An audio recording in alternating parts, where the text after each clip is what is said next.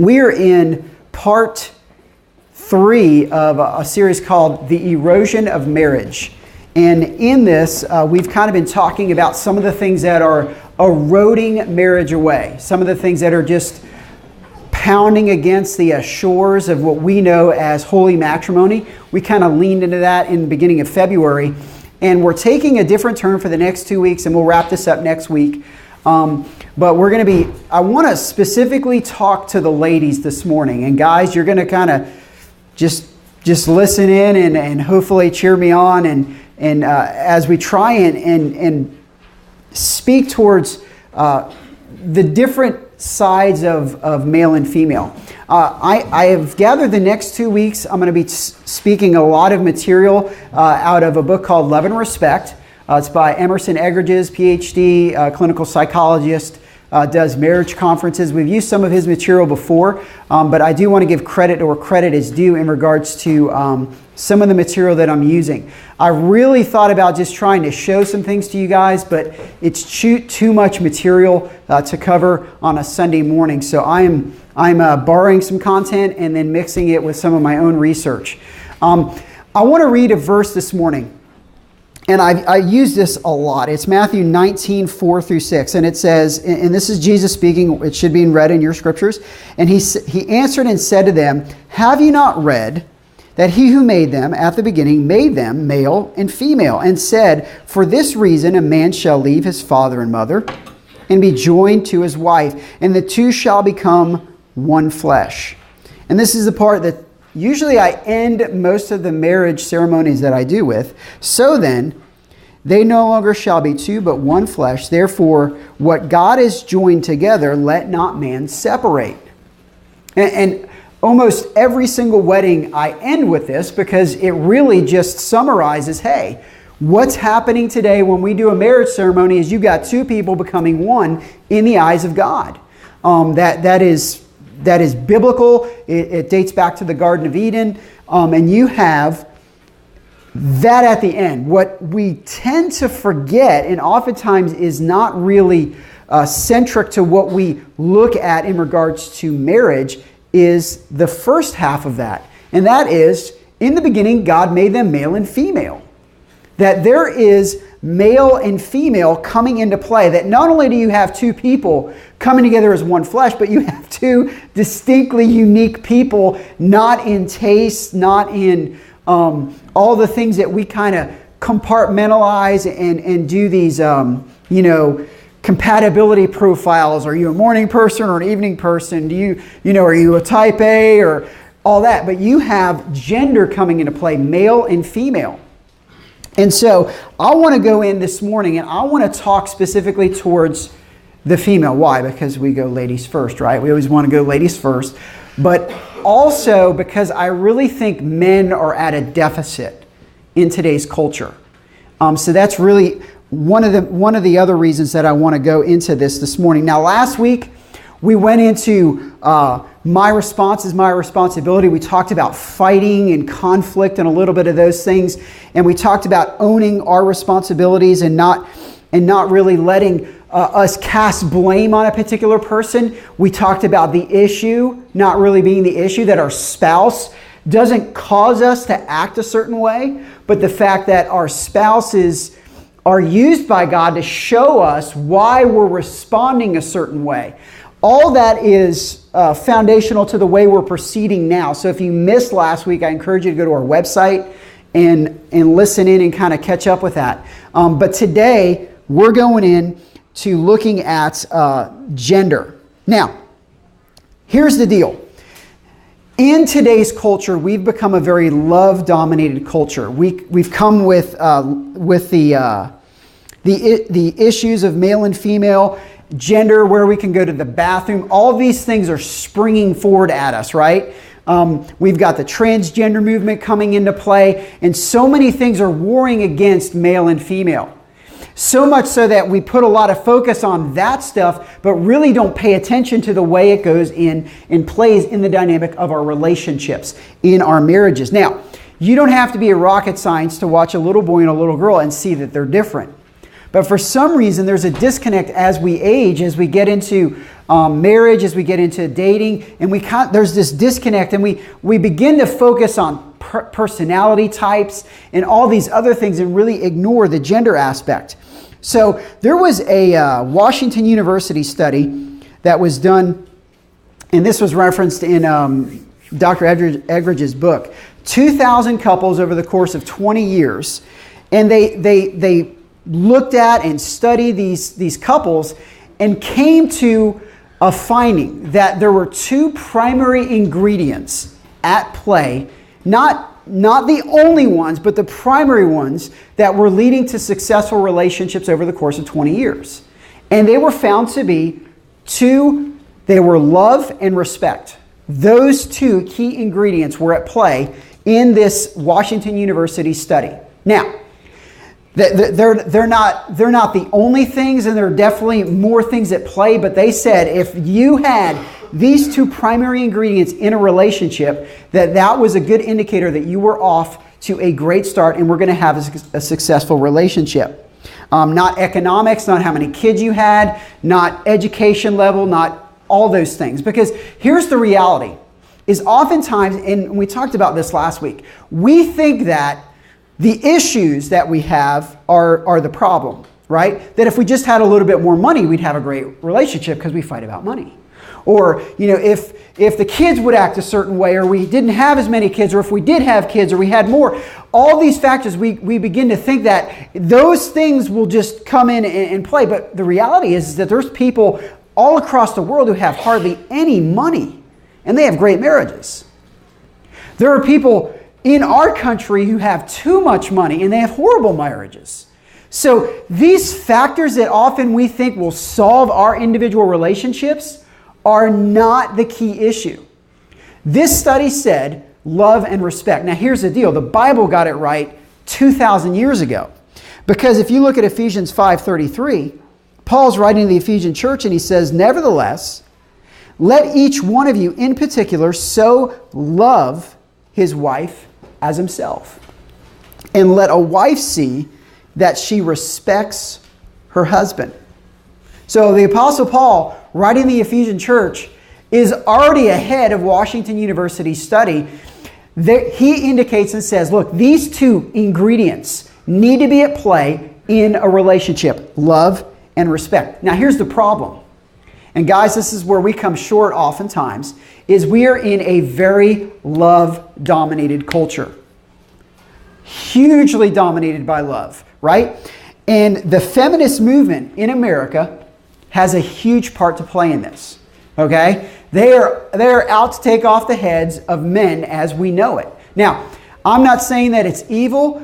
There are some good-willed women that are in the feminist movement, but their worldview is tainted by an evolutionary mindset. It's not biblically based. It's not based on the context. It doesn't even approach the scriptures as we see it in our culture. They believe that in evolution, that we've evolved from apes, and consequently that women are just a little further along in the evolutionary process and those men just act like apes. And so we're going to fix it. We're going to fix it. The women in our culture are off to just fix the problem of masculinity, which is why we have boys being medicated off the charts, because boys are rambunctious, they're prone to violence, and we've got to fix that. And our culture is coming against male as we know it. It's coming against blue as we see it. And it's a problem.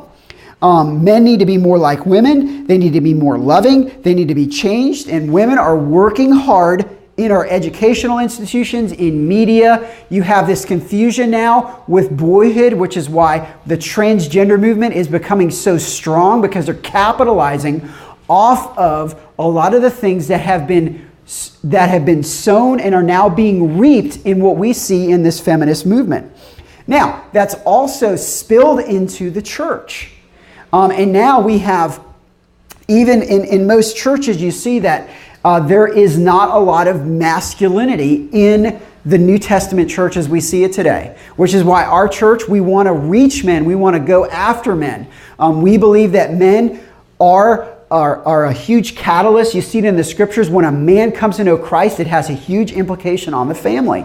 Not that there's anything wrong with women. Not that there isn't saying that women have a huge contribution to the church. As a matter of fact, statistically, if you survey most New Testament churches today, you're going to see a lot of ladies in attendance, a lot of ladies serving, a lot of ladies contributing financially, time, resources. You ladies have a huge contribution to the New Testament church, not negating that in any way, shape, or form. But the reality is the reality.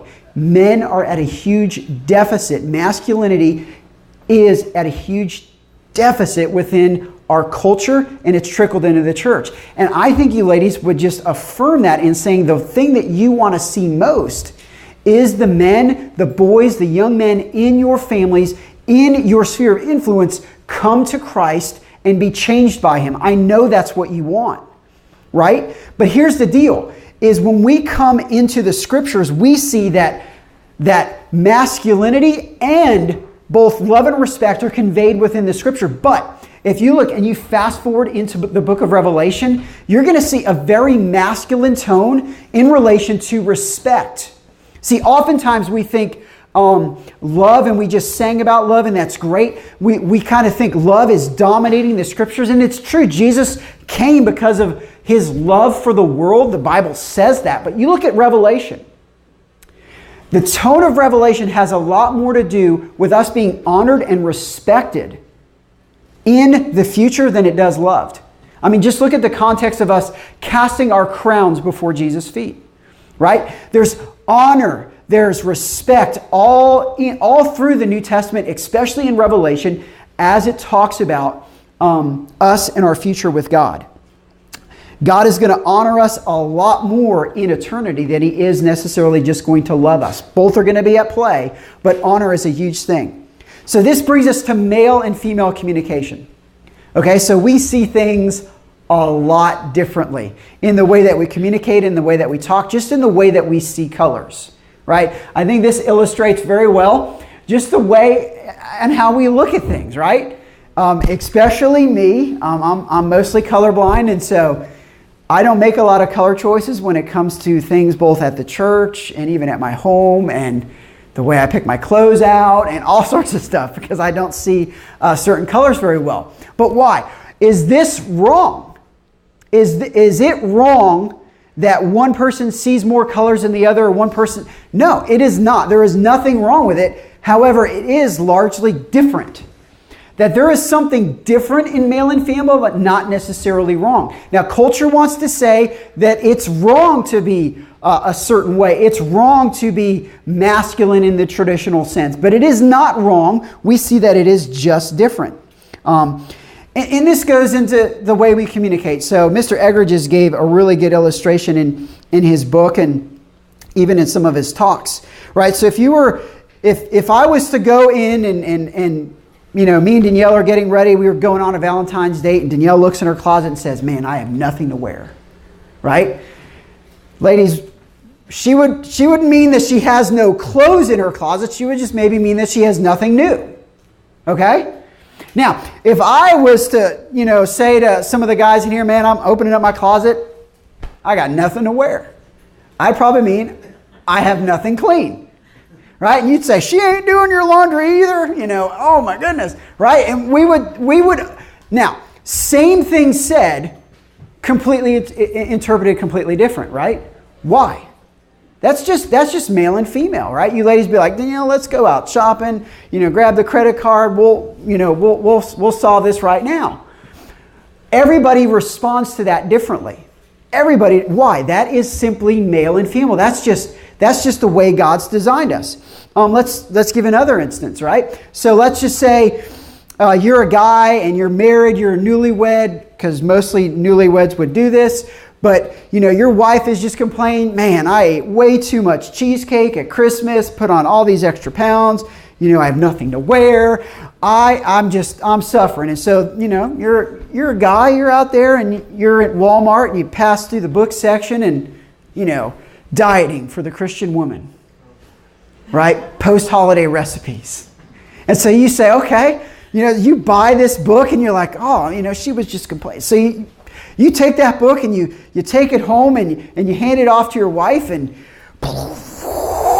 right? You think you're a Cape Canaveral, man. She's just, what in the world are you brainless idiot? And she's yelling at you and just angry as you can get, and you're scratching your head, what in the world? But here's the deal. She hears a message from that diet book coming from you to her that says, you're not good enough. You don't look good enough. You've put on too much weight, and all whatever else things that a lady's going to interpret by receiving a diet book from a man. Now look, I could grab that diet book.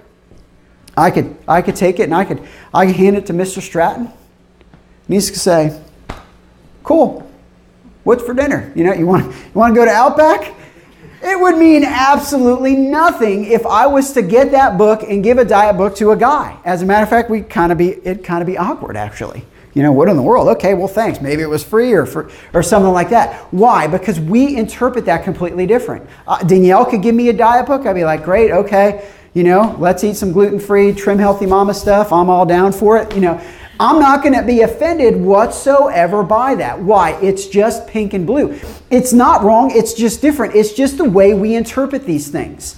And this is coming into play so much because we are designed by God differently. We interpret things differently. Dr. Egridges talks about it this way. He says that men see things through blue sunglasses, right? We put on our eyeglasses. We see things in masculine. We see it blue. We don't see it pink. We see it blue. We hear things in blue. We have blue hearing aids. We speak through a blue megaphone. And the words that come out of our mouth are blue. And he says that both male and female have what he refers to as a love tank. It's blue and it's connected with a blue hose. And we need to fill that thing up. And the way in which we fill it is with respect. Ladies, you do it with love. You have pink hearing aids. And we're going to speak to the ladies' issues next week. But primarily men receive this through blue. Now here's what happens though. Is things like diet books and things like, the fights and things that we alluded to last week all come into play. That men need respect just as much as you ladies need love. And so ladies, when you get into confrontation with us and we, as a good-willed person, as a guy with a good-willed person, might have every good intention of saying with a diet book, I love you, you were complaining about this, I want to see you succeed. What if he was just full of goodwill? What if he wasn't trying to say you're not good enough? What if he was just a good-willed guy trying to show love to you in that regard? And it was just lost through this pink and blue dynamic.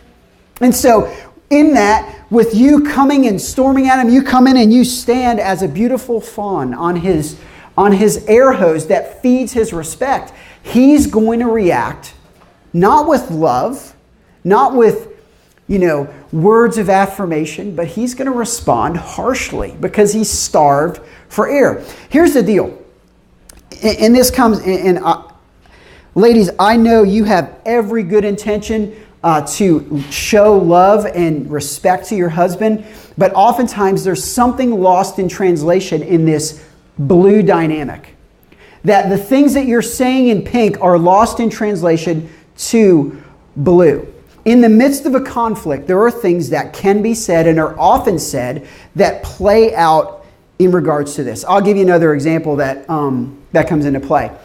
So I alluded to the Love and Respect book, right, by Dr. Egridges. Let's just say that there's a couple at play, and their marriage it could be better. And so the wife, she goes and she's in the bookstore and she moves right past the diet book and she sees a marriage book. And she says, man, I'm going to get this marriage book because I want our marriage to be rock solid. I want it to be great. And so she buys this book and she starts flipping through it and she's she's devouring it cover to cover and she wants her husband to read it. He needs to read this.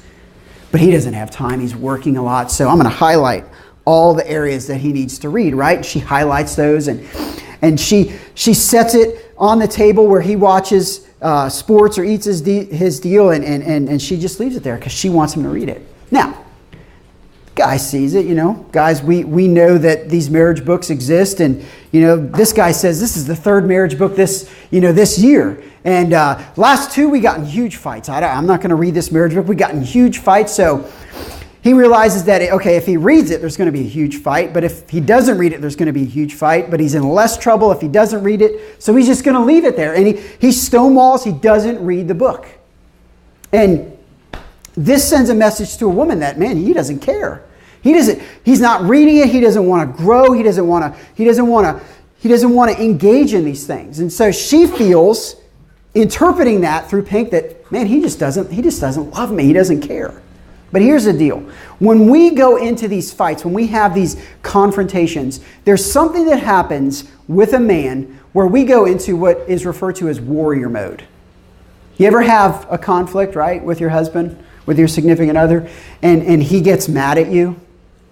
And he doesn't respond in words of affirmation, and he often will shut down, and he doesn't engage in loving manners.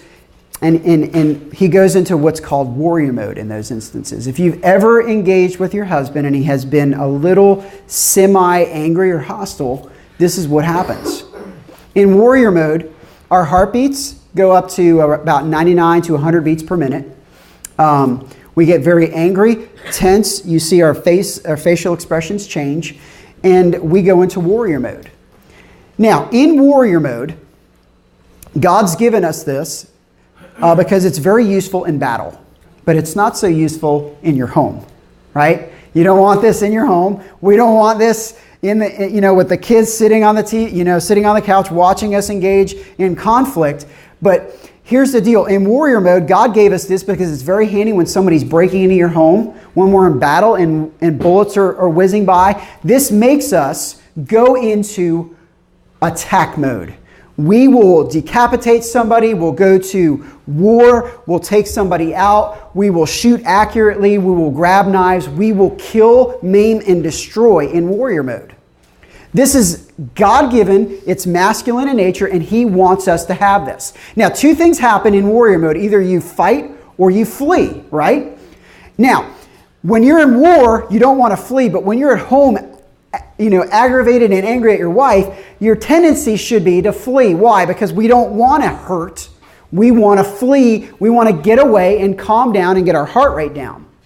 But the tendency in warrior, as we're doing this, you ladies interpret this as he hates me or he doesn't love me and he's running away and fleeing from me. And what you've got to realize, ladies, and connect with is this, is that we don't have warm, fun-filled feelings towards anybody who, with their tone, tempo, and facial expressions, hates who we are, who despises who we are as a man. And what you don't realize is, and guys, the difference is ladies oftentimes confront to connect, right? They want to solve a problem. They want to connect with us. It's actually a form of faint praise, that they're just not kicking us to the curb and running us off. They're actually wanting to connect with us because they love us.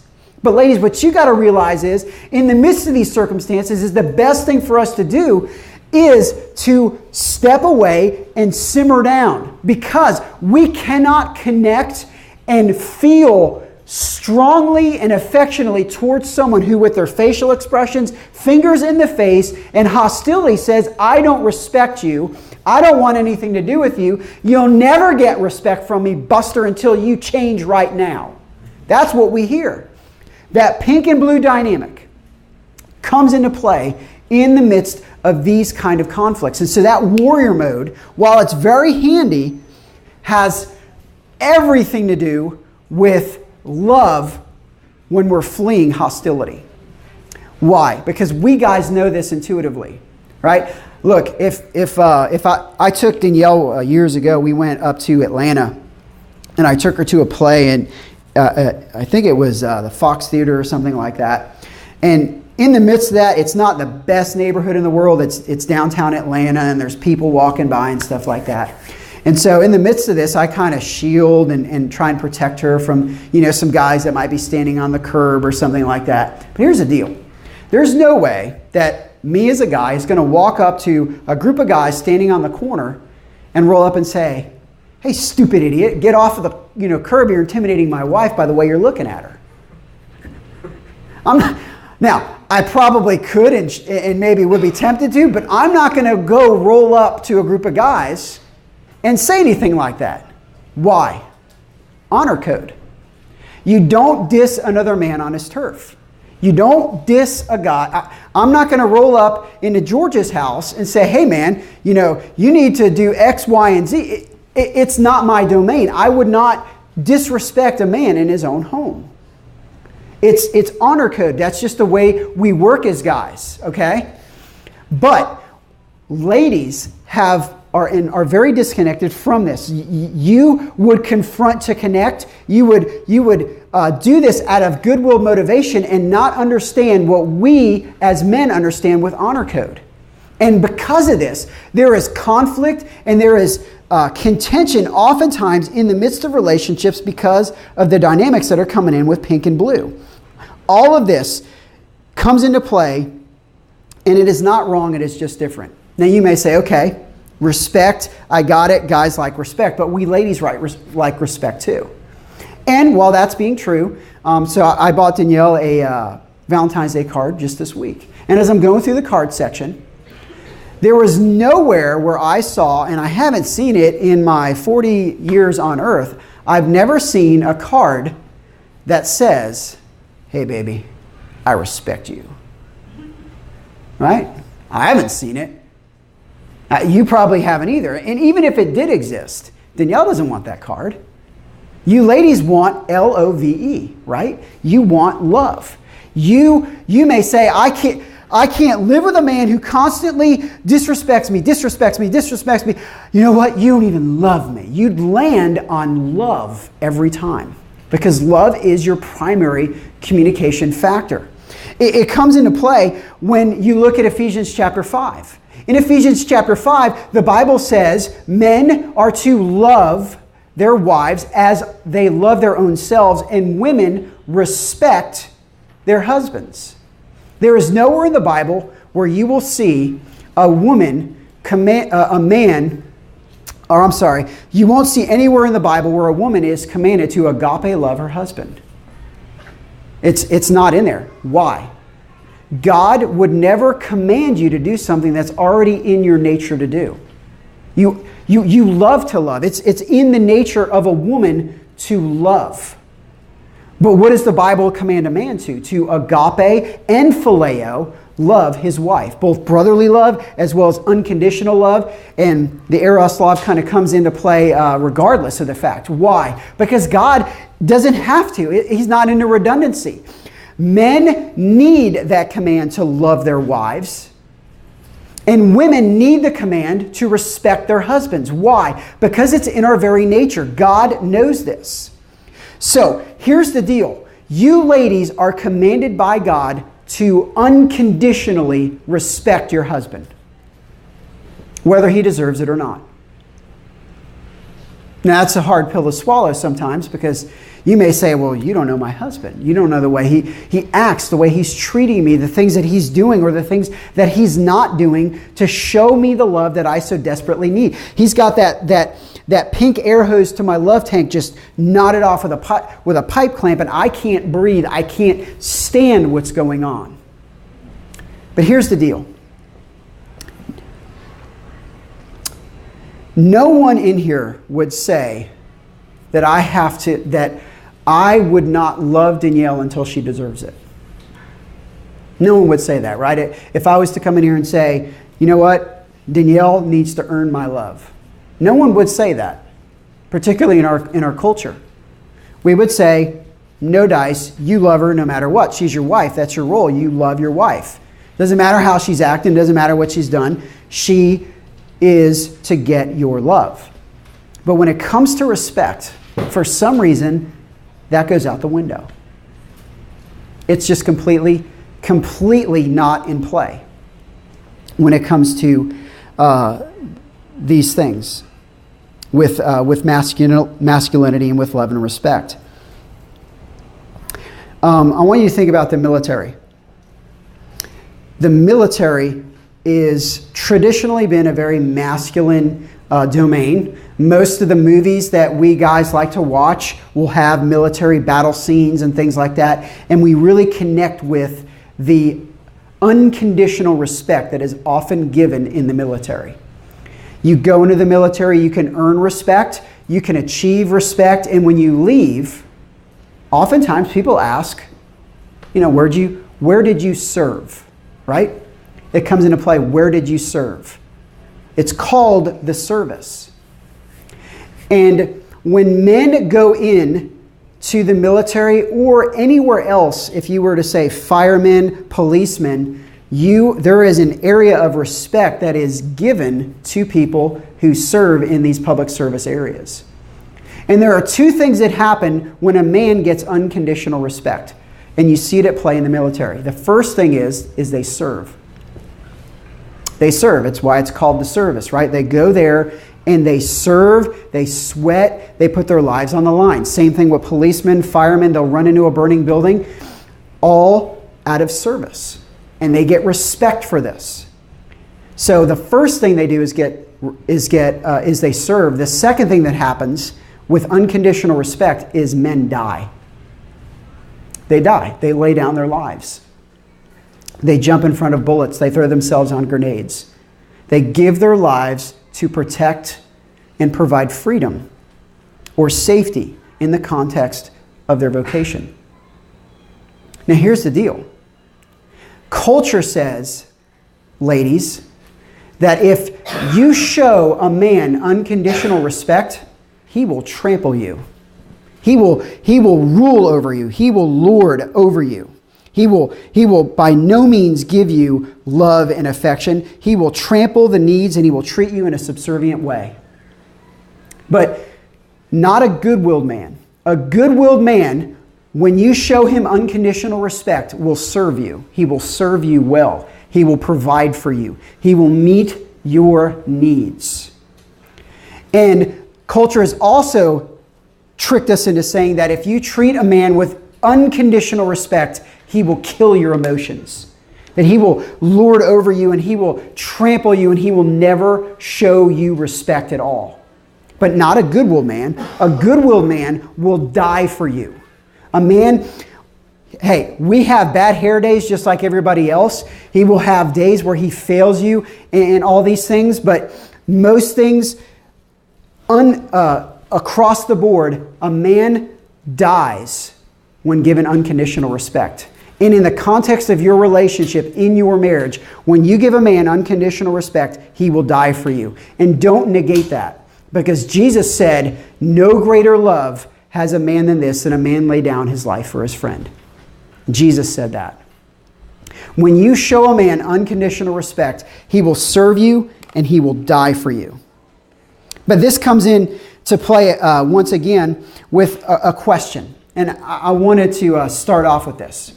One of the key things that I hear time and time again when I do counseling or even just listening to guys, and even if you watch some romantic movies, not that I watch many, but if you see this time and time again, that men complain about a woman wanting to change them.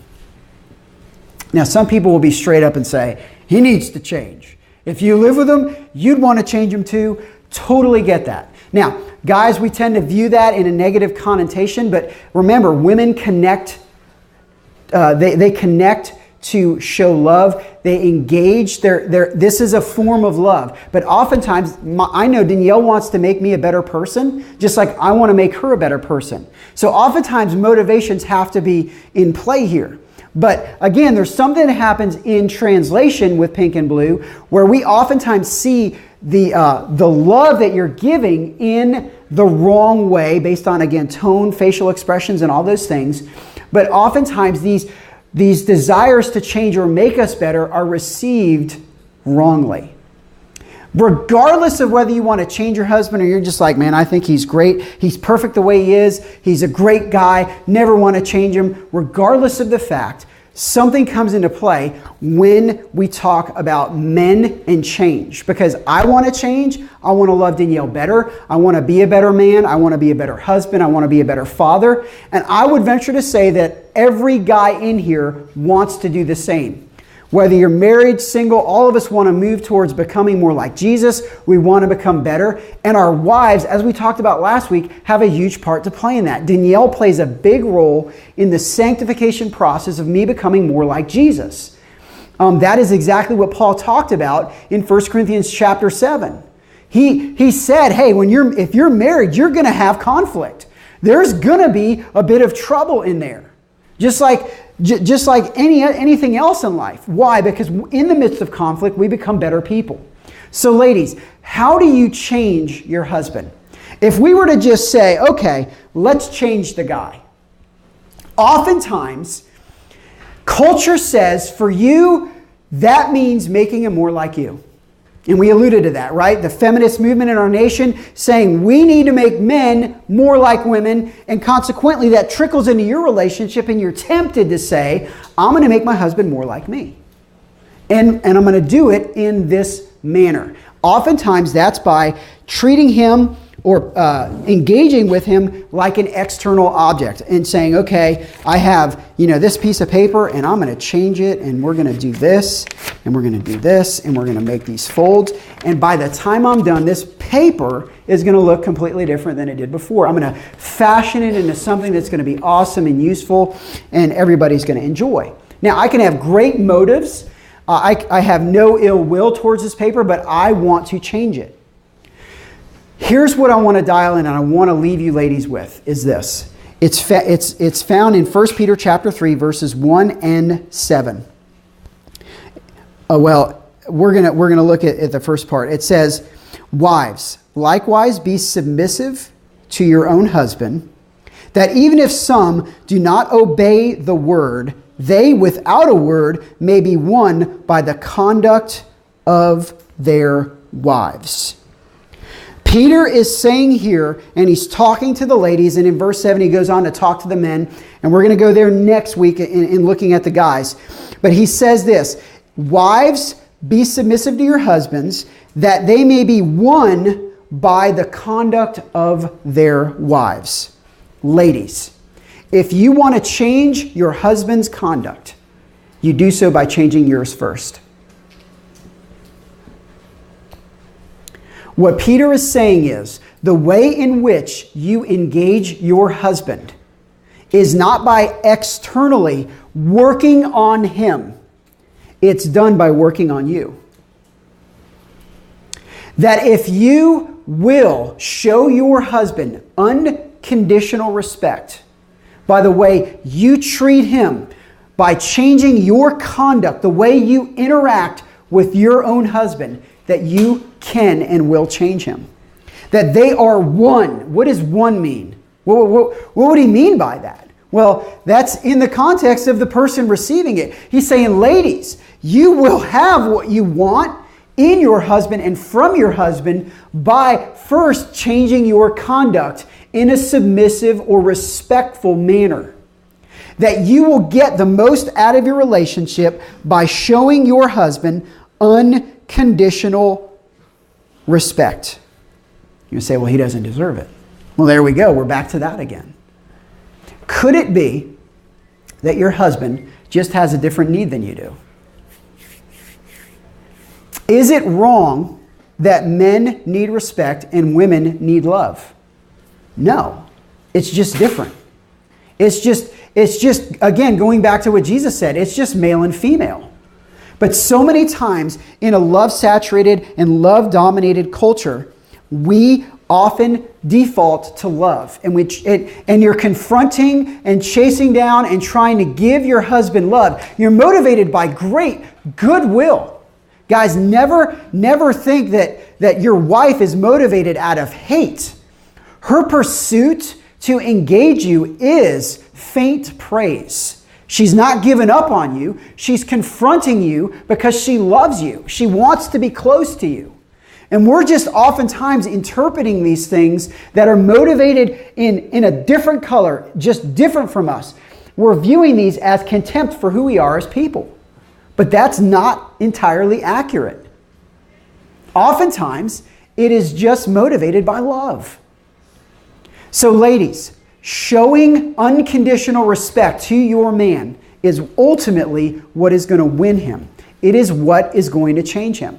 Now, I'll give you a way you could test this out.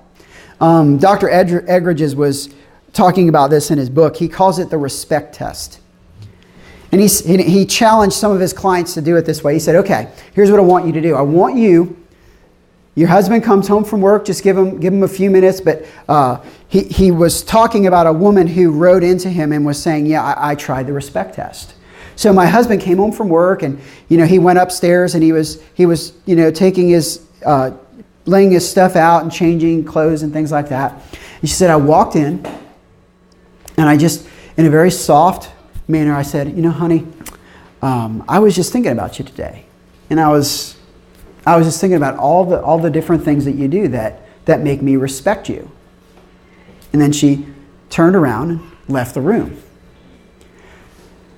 Wait a minute, hold up, right? This guy shouted so loud saying, wait, stop, that the kids actually came running into the room to see, did dad get like a puppy or something? They wanted to see what was going on. And so this lady came in and had to calm the kids down, and then, the kids left, and the husband's like, wait.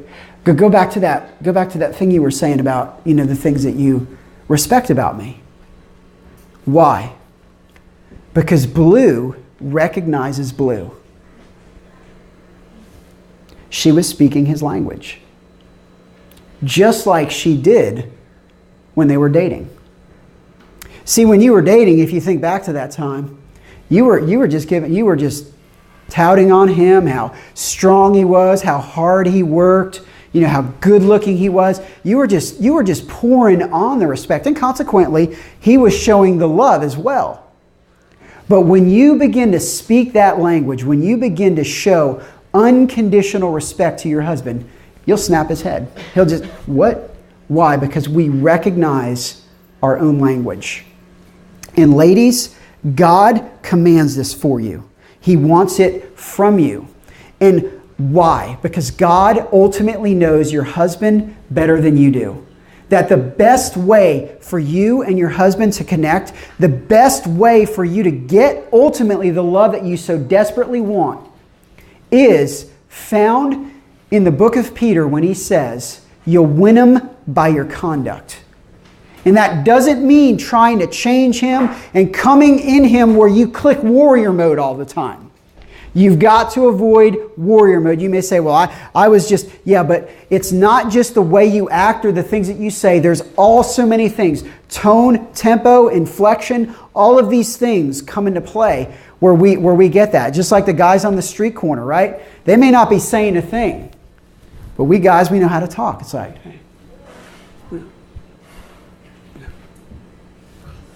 We just know that. It's like, hey, what's up, I respect you. I'm not coming into your space. I acknowledge that you're there, and I'm going to walk on by because this is your turf. Now, you invite me over your house today.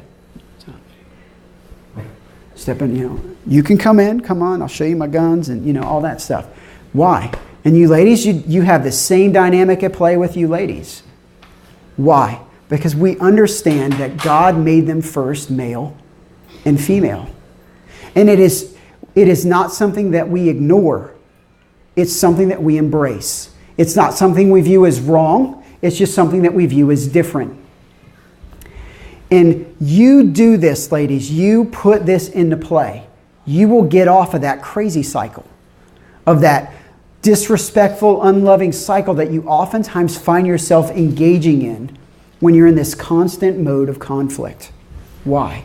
Because you first win your husband, not by changing him, but by changing you.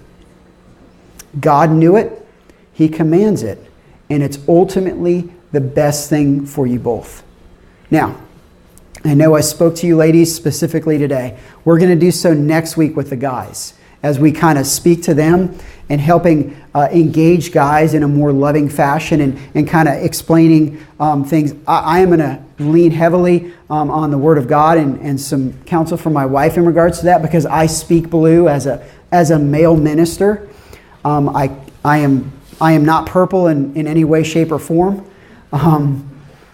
But here's the deal.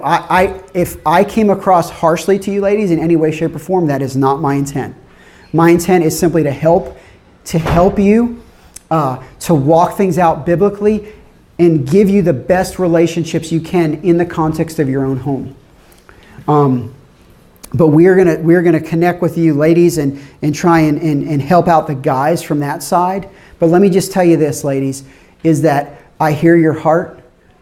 Some of you live and fight and have you're not treated respectfully or lovingly in the context of your home. And if you are ever in a space that is threatening physically, you need to get out of there. You do not submit to physical abuse in any way, shape, or form. It is something that that the men in our church wish to serve you in some capacity if you find yourself in that regard. We will definitely engage an abusive man biblically, and oftentimes in whatever else is necessary, parabiblically, if that's a word. We have some guys in here who can do a good job at that. But our church loves you. I wish to shepherd you from the pulpit here, and hopefully I've done this topic a good service in speaking to you ladies. I don't want to preach to you. I want to engage with you in this. Let's pray.